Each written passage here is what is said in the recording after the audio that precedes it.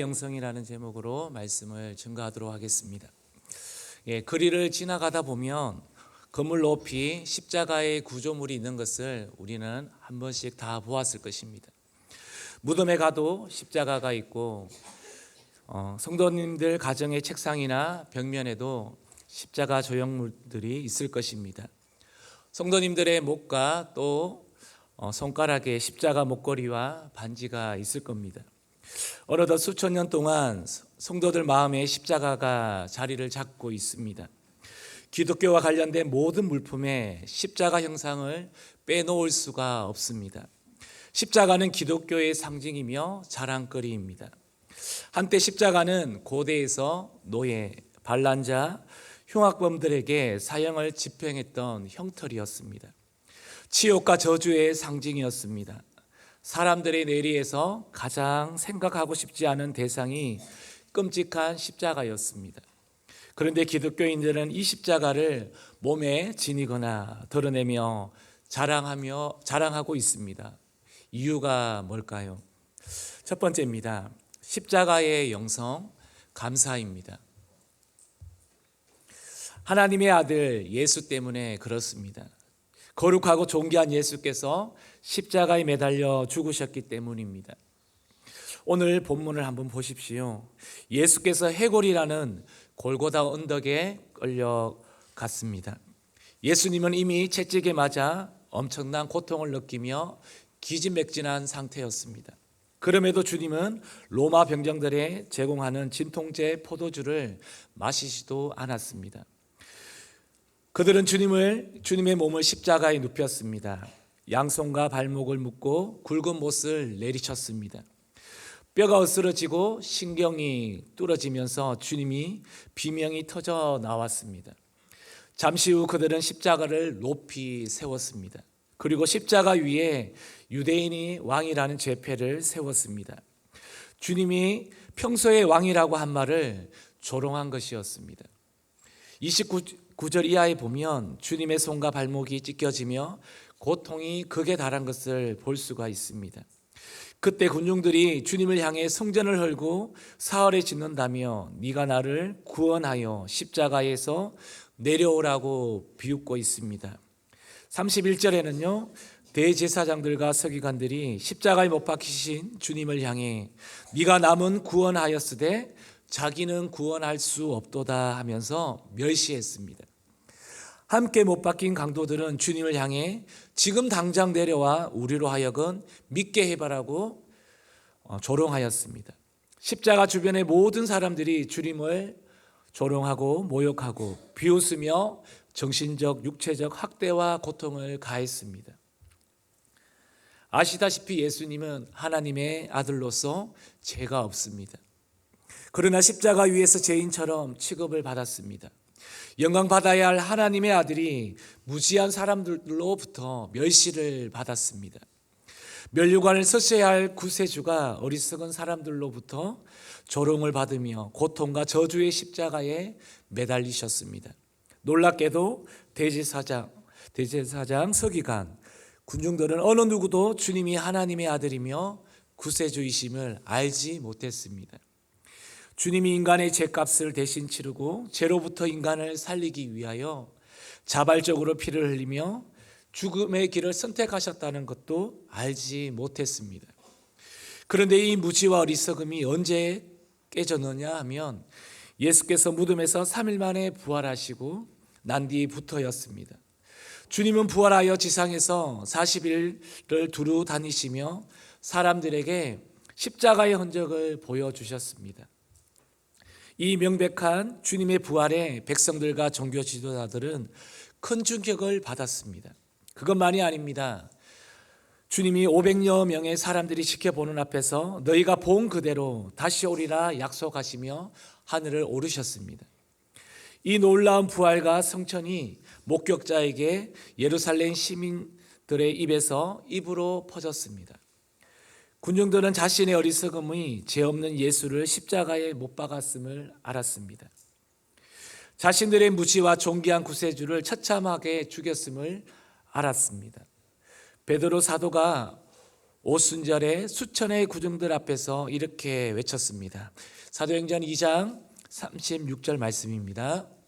그런즉 이스라엘 온 집은 확실히 알지니 너희가 십자가에 못 박은 이 예수를 하나님이 주와 그리스도가 되게 하셨느니라 하니라. 예, 이렇게 선포했을 때 군중들은 우리가 예수를 죽였다, 어찌하면 좋을꼬 하며 통곡을 하며 마음을 열고 회개하며 주님을 구세주로 영접했습니다. 결국 주님을 따르는 신자로 거듭났습니다. 이때부터 세례를 받으며 성령 받은 사람들이 폭발적으로 늘어나기 시작했습니다. 사도 바울도 예수님의 죽으신가 부활하신가 성천하심을 듣고도 예수를 거부했었지요. 하지만 그는 다메섹 도상에서 부활하신 주님을 직접 만나고 회개하며 주님을 구세주로 영접했고 그 이후부터 주님을 위하여 사는 일꾼이 되었습니다. 초대교회 신실한 주의 일꾼들로 인하여 복음이 확산되었고 주님의 놀라운 십자가의 공로는 삽시간에 아시아와 유럽으로 퍼져나가게 되었습니다. 초대교회 성도들에게 예수 십자가는 부끄러운 형상이 아니라 자신들의 죄값을 대신 치른 최고의 자랑거리요 최고의 은총이었습니다. 예수 십자가의 은혜만큼 크고 놀랍고 값진 감사거리가 없었습니다. 신앙은 십자가의 은총을 바로 알고 그 은혜에 감격하는 데에 있습니다. 성도의 삶은 십자가의 은총을 가슴 깊이 새기며 우리가 하루 24시간을 감격하며 사는 데에 있습니다. 성도님들에게 이런 감사가 있습니까? 죽을 때까지 잊을 수 없는 감사, 아무리 고난과 역경이 커도 그로 인한 불만을 잠재울 수 있는 감사가 있습니까? 세상 그 어떤 불평, 원망, 짜증도 잠재울 수 있는 거대한 감사가 십자가 때문에 살아있다면 그것이 바로 십자가의 영성입니다. 우리 모두에게 이런 감사의 영성이 있기를 바랍니다. 두 번째입니다. 십자가의 영성은 바로 거룩입니다. 우리는 십자가의 피로 이미 깨끗해졌습니다. 이미 제사함을 받았습니다. 우리가 특별 기도회를 왜 가질까요? 사실은 주님의 그 사랑과 은혜가 너무나도 형용할 수 없기에 그 높으신 그 하나님의 사랑을 찬양하기 위해 우리가 모인 것입니다. 그러므로 더 이상 죄를 지어서도 안 되고 죄와 어울려 살아서도 안 됩니다. 죄를 짓던 삶은 예수 믿기 전입니다. 십자가의 보혈로 깨끗해진 우리는 현재는 오직 주님처럼 거룩한 삶을 사는 것입니다. 이 사실을 너무 잘 아는 사도 바울은 갈라디아서 5장 24절에 이렇게 선포했습니다. 같이 읽어볼까요? 그리스도 예수의 사람들은 육체와 함께 그 정욕과 탐심을 십자가에 못 박았느니라. 여기에서 육체라는 말은요 플래시라고 나옵니다. 고기 덩어리. 육체라는 말은 플래시라고 하는데 바로 이 단어는 고기 덩어리라는 것입니다. 우리 몸이 거룩하게 살면 바디, 즉 몸이라고 하고 죄를 지으며 살면 바로 고기 덩어리, 육체라고 말하고 있습니다. 예수 믿는 사람들은 정욕과 탐심이 가득한 육체를 이미 십자가에 못 박은 줄로 믿습니다. 죄에 대하여 우리는 죽었습니다. 이렇게 되도록 주님이 십자가에 이미 못 박혀 주셨습니다. 그래서 예수 믿는 자는 거룩한 몸이 있을지언즉 죄를 짓는 육체는 없는 것입니다. 하지만 안타깝게도 그리스도인이나 비그리스도인이나 인간의 내면 속에 죄성이 살아있어 정욕과 탐욕이 여전히 꿈틀거립니다. 그것들로 인하여 수시로 죄를 지을 궁리를 하고 죄를 지으려고 죄에 기웃거립니다. 인간은 어린 시절 위기를 넘기기 위해 부모에게 거짓말하며 사는 법을 가르쳐주지 않았는데도 우리는 스스로 답습하게 됩니다.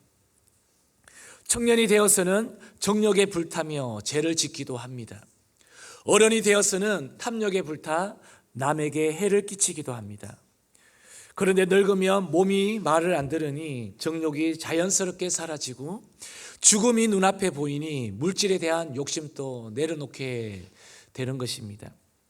그래서 정욕과 탐심을 버리게 되는데요. 중요한 것은 혈기왕성한 젊을 때입니다. 이때가 아주 위험합니다. 정욕과 탐심이 내면에서 끊임없이 끓어오를 때 아차하는 순간 주님을 다시 십자가에 못 박게 되는 것입니다.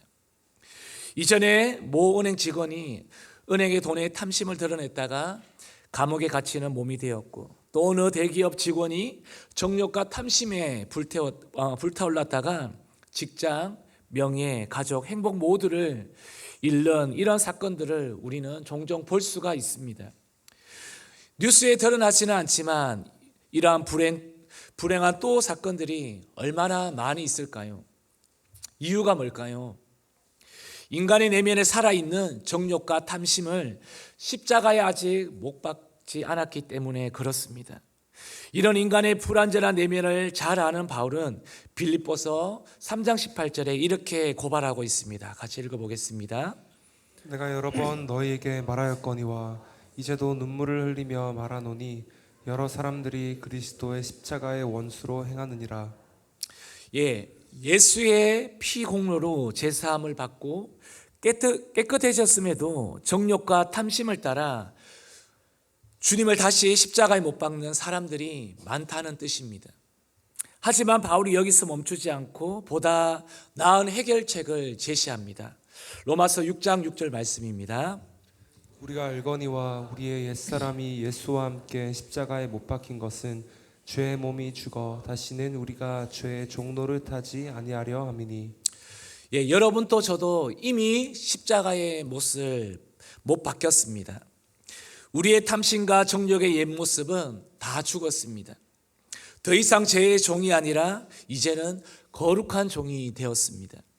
그래서 죄를 떠나 거룩으로 들어가는 자는 또한 이렇게 고백합니다. 고린도후서 5장 17절 말씀을 우리 힘있게 선포하겠습니다. 그런즉 누구든지 그리스도 안에 있으면 새로운 피조물이라 이전 것은 지나갔으니 보라 새 것이 되었도다. 아멘. 세상 사람들은 절제하는 삶보다 성공에 대한 욕심이 먼저입니다.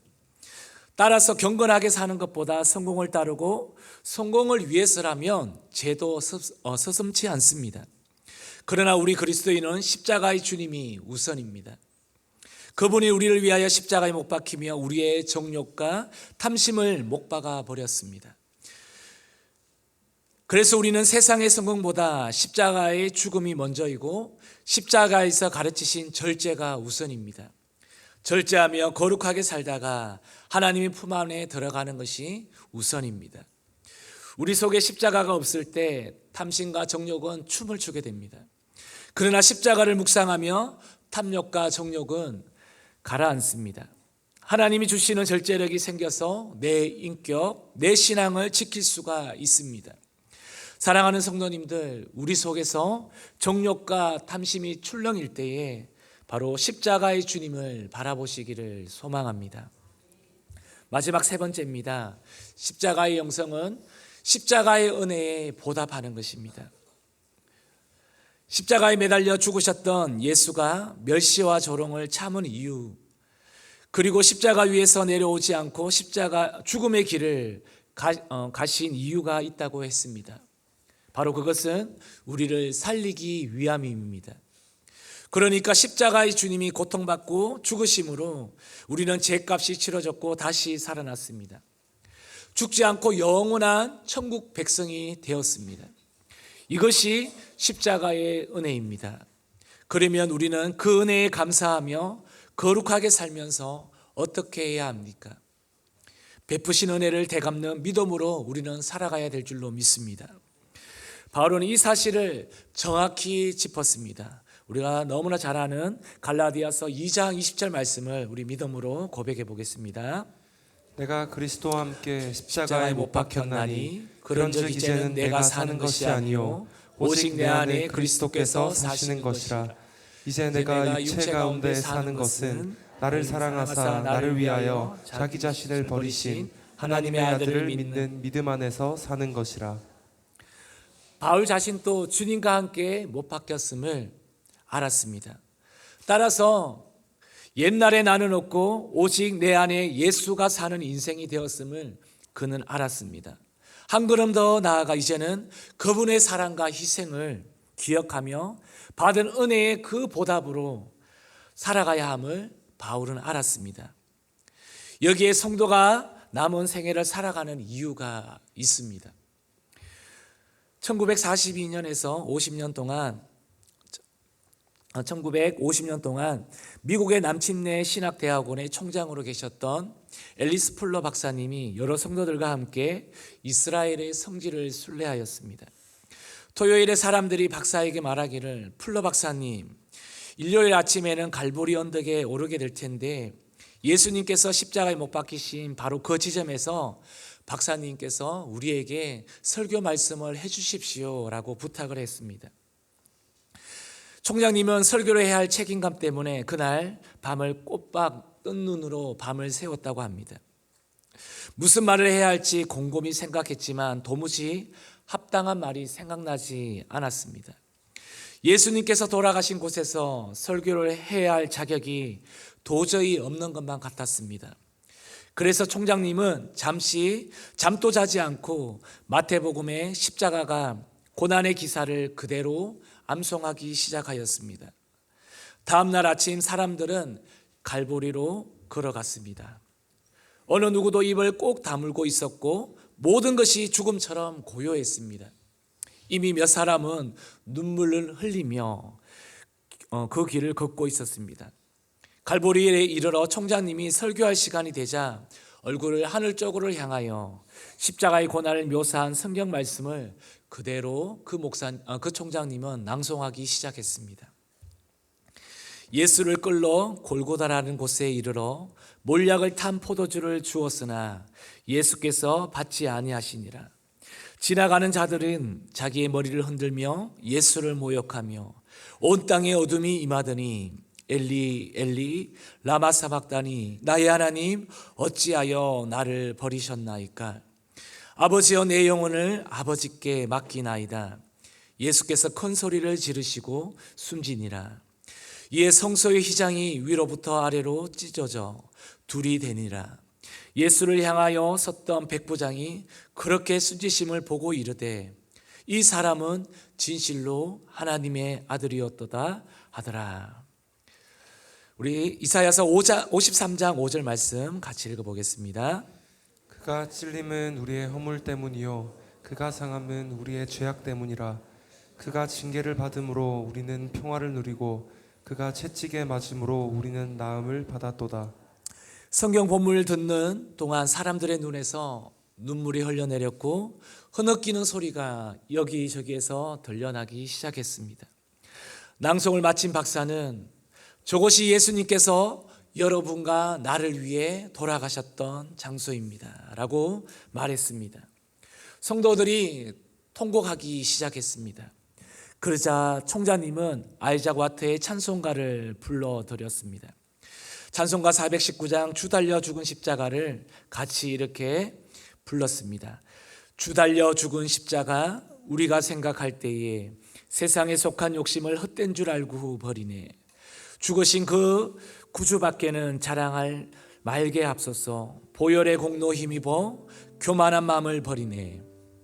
못 박힌 손발 보니 큰 자비 나타내셨네. 가시로 만든 면류관 우리를 위해 쓰셨네. 온 세상 만물 가져도 주연에 못다 갖겠네. 놀라운 사랑 받은 나 몸으로 제물 드리네. 총장님과 함께한 성도들이 갈보리에서 내려오는 동안 그들의 마음엔 목숨이 1000개가 있다 해도 그것을 자기들을 구원하신 예수님을 위해 드리겠다고 결단했다고 합니다. 십자가의 은혜를 알고도 원망할 뿐 감사할 줄 모르면 십자가의 은혜를 싸구려려 만드는 것입니다. 죄 용서받고도 죄와 더불어 산다면 그 또한 십자가의 의미를 무의미하게 만드는 것입니다. 십자가의 그 큰 구원의 은혜를 덧입고도 은혜에 보답하지 아니하고 산다면 세상과 다를 바가 없습니다.